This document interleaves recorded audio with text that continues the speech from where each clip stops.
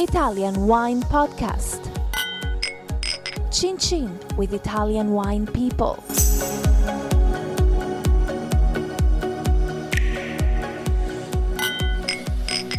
This podcast is brought to you by Native Grape Odyssey.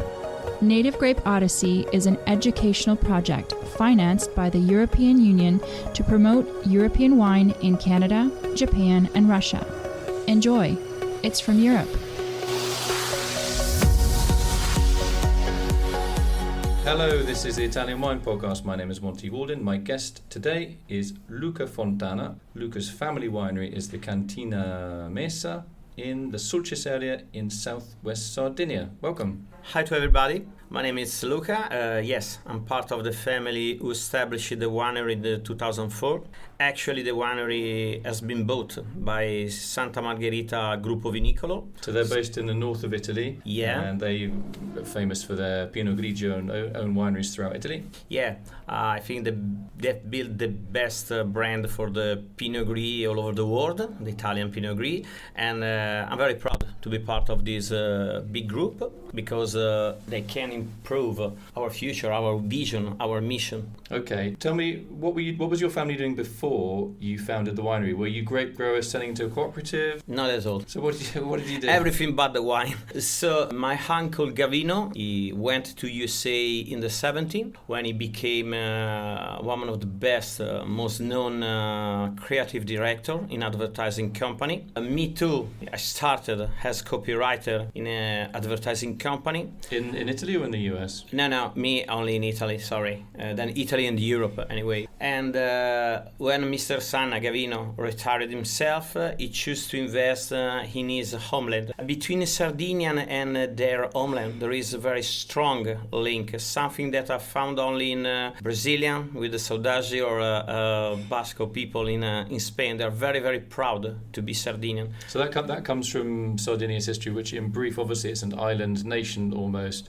Yeah. And the central part of Sardinia is very rugged, and people there are incredibly attached to their land, shall we say. Yeah, Sardinia is the second biggest island in Mediterranean Sea. After Sicily? It's after Sicily, but it's like a continent. It's really complicated to understand. There is a huge difference between the north and the south in terms of food, way to think. So when you say the way of thinking, so what are you talking about how do you think in the southern part then? What's the difference between Sardinians from the south where you are and the north?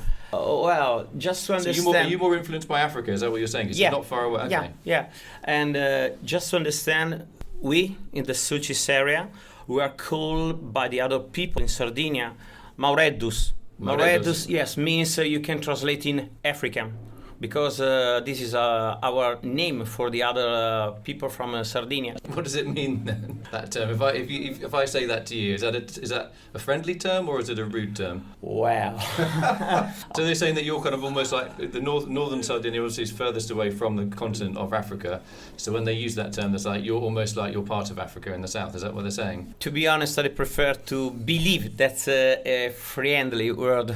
Okay. Just to understand that the people from Cagliari, they have been called since a long time the people from the castle, because castle was the name of Cagliari. So that's the town in the very south of Sardinia, yeah? Yeah. We in Sant'Anaresi, where the winery is located, in the valley of Portofino, we are, I think, the southern point in Sardinia. We are southern than Cagliari, southern than Carbonia, southern than St. Peter Island. Between my winery and the North African coastal area, I think there are just 150, 160 nautical miles, no more, without anything between us and them. That's very important, referring to the climate. Summer in our area is very long, very hot. And so does that suit the Carignano, the Carignan then? That's your flagship grape variety, isn't it? Yes. Much criticised. I've made a Carignan wine and I loved it. And some wine writers, and we're not going to name names, No.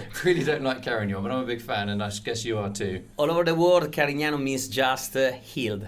Yield for it. A very generous hill, you mean? Yield, yeah. Oh, yield. Yield. So high yields. So high yields and slightly tannic very wines. high yield. But in terms of wine, usually wine are rough in terms of Tannins. tannins, very high in acidity. But that's if you overcrop it, isn't it? Presumably where you are, you have fairly low yields. Do you have bush vines? Albarello? Yeah, bush vine. There are a lot of elements, starting from the climate to the training system, that improve the Carignano in our area. And that's the reason why the DOC in the whole Italy is just linked in the not very large strip of Sulcis area. Okay, so basically in the DOC, there aren't many DOCs in Italy that actually have Carignan as its main variety. No. You're The only DOC is Carignano of from Sulcis DOC, the only one. What about your soils? What makes the Carignan special there? Apart from the fact that you're near Africa and it's a very hot climate.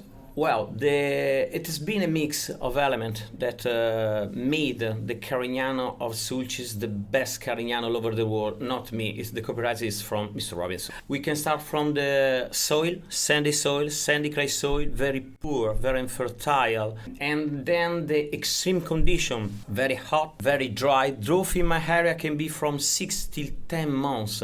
All these conditions tame the natural vigor of this grape.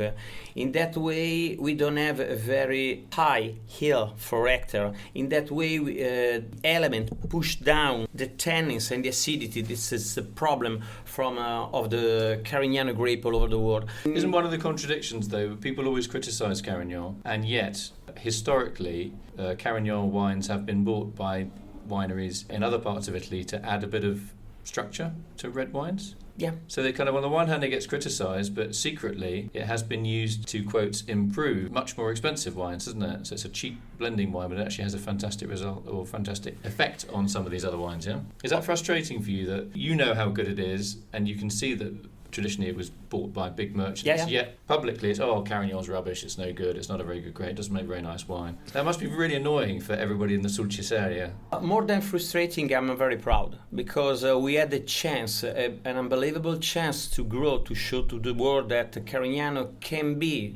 is a nice grape can give you great result in terms of wine. So tell me about the characteristics. Is it crisp? Is it soft? What's a good food pairing? What do you eat with it locally in Sulcis? We don't have to use any carbonic maceration method to soft the wine. Carbonic maceration is like making a Beaujolais style with whole berries that go into the vat, to try and soften the tannins. In our area, you have red wine, crispy, with a lot of salt inside that help you to have this kind of particular and delicious crispness, soft, velvety, with some aroma that go outside from the typical red berry. You can reach also licorice, spices, also balsamic note. That's very astonishing from our wine. Okay, so what about ageability? I mean, if we buy a Carignano from the Sulcis area, when should we drink it? Should we drink it early? Should we give it a couple of years? Would it age 20 years? Well, my winery is just 11 years old, so I can say something about 20, 40, 60 years. To be honest, I suggest medium age. Recently, in the New York Times, Mr. Asimo wrote an article really interesting about how do I have to open my bottle. How long can I keep in a cellar? There is any age that you can give to a consumer. You can have an average time. I think that for a simple Carignano can be 5-6 years. For a more complicated, you can reach also 10. Then year after year, get out a bottle from your cellar, open and taste it. That's the best way. What about tourism in the Sulcis area? Has it been, obviously Sardinia is very well known for its incredibly clear waters around its coastline? Yes, we have to start. My area is one of the last wild area in Sardinia. And that's saying something.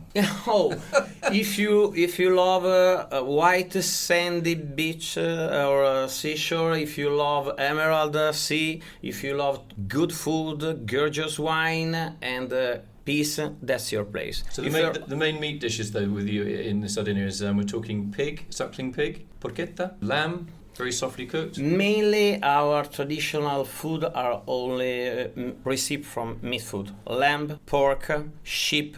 Seaside for the Sardinian haven't been traditionally a very friendly place to stay. You have imagined that the Sulcis area is very particular.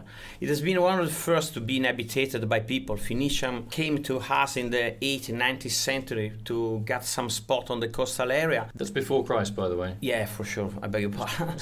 And then we came back to stay in the Sulcis area only after the first part of the 19th century, when the French stopped the pirate Muslim invasion. But it's a place to discover. It's something fantastic. Yeah, I mean, basically, Sardinia being a strategic island was invaded by various peoples. There's obviously the Spanish, the French, Phoenicians, barbarians, maybe. That's why the people would hide in the center of the island. Yeah, that's the reason why. But to be honest, invasion is not the right term. Colonization.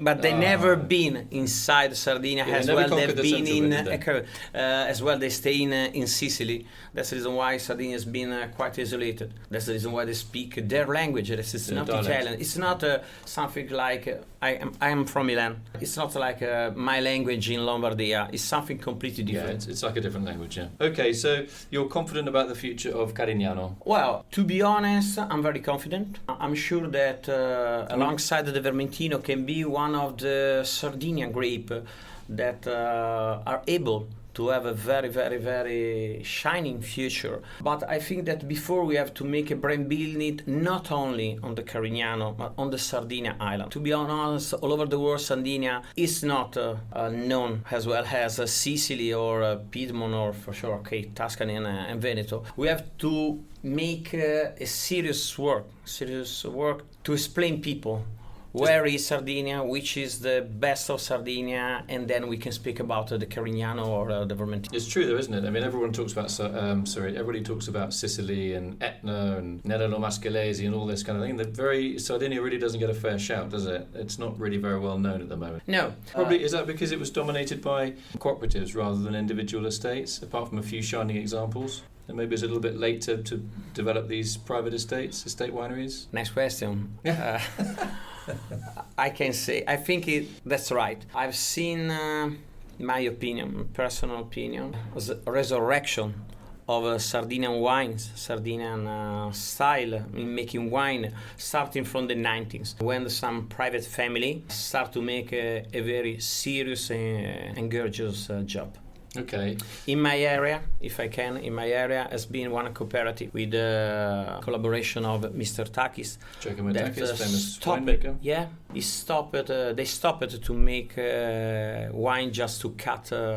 Just to blend. Just to blend other wine. And so basically what you're saying, Giacomo Takis, he's now no longer with us, but he was a very influential winemaker in the 70s, 80s, 90s, and even more recently. And his blending skills were legendary, shall we put it that way? Okay, I think that everyone knows the style of Mr. Takis. He always say that blending was the best of his skillful. The best of his skills, yeah. But haven't you got to get away from that? Haven't you got to make Carignan instead of being used in blends by mainland wineries? So basically, they were using Carignan from Sardinia in very expensive wines, and on the one hand, making profits from the Sardinian Carignano, and then almost like, Sardinian Carignano, it's not very good, blah, blah, and keeping you guys down. That's really what happened there, wasn't it? Sorry for the list, this is bullshit. Carignano in our area is mainly used 100% Carignan only. No, in your area, yes. Yes. Outside my area, if you pay attention, all the best red wine from Sardinia are made with a blend of Carignano. Carignano from Sulcis is crispness, is softness, is also sometimes velvety tannins help to improve the other wine. I don't know about the mainland producer. I know that there is a production in Tuscany, Umbria, Lazio, etc., but I know very well that the grape that they can get is not the same over Sulcis. But also in Sardinia, I visited some Carignano vineyards on the top of the north in Sardinia. I spoken with an agronomist and they told me that because he worked also in the southwestern part of Sardinia, that the result is good, but not so good as well in Sulcis area. So what is the altitude in Sulcis then? 0. So you're right by the sea. Yeah. My small town, Fontana is 70 meters above sea level. So the vineyards, first of all, the old vine are placed facing the sea, on the seashore, in the sandy dune. And when I have to ask about the altitude is sea level. Yeah, Carignan kind of likes sandy granite and that kind of soil. Produces sandy granite. Our sandy soil are made by the corruption during the last 500-600 million of years. It's a very thick sandy soil. So it's decomposed ground, basically. Yeah. That's very important because in that way the roots can go deeper and reach humidity when it's dry. The dry time is very long. And that allows the carignan to get some of its natural vigour to express itself underground, some of that energy, rather than expressing itself too much above ground and creating really ridiculously high yields. Luca Fontana, I just want to say thank you very much for telling us about Carignano del Sulcis and Cantina Mesa, and hopefully your collaboration with Santa Margherita, which is a very big... It will be a great collaboration. Well, hopefully they'll be able to help Carignan develop some kind of market and a bit of fame. They've done it with Pinot Grigio. Why not with Carignan? Jancis Robinson, by the way, is not a big fan. I'm not a big fan of Carignan. So if you can convince Jancis, that you come back to taste our Carignano. Yeah, that's your goal. You convince Jancis to get a Carignan that she's this is a really nice Carignan. She's a little bit of a skeptic about Carignan. I'm a big fan of Carignan. Anyway, I just want to say thanks, Luca. Thanks for coming in. Thank you. Ciao. Bye.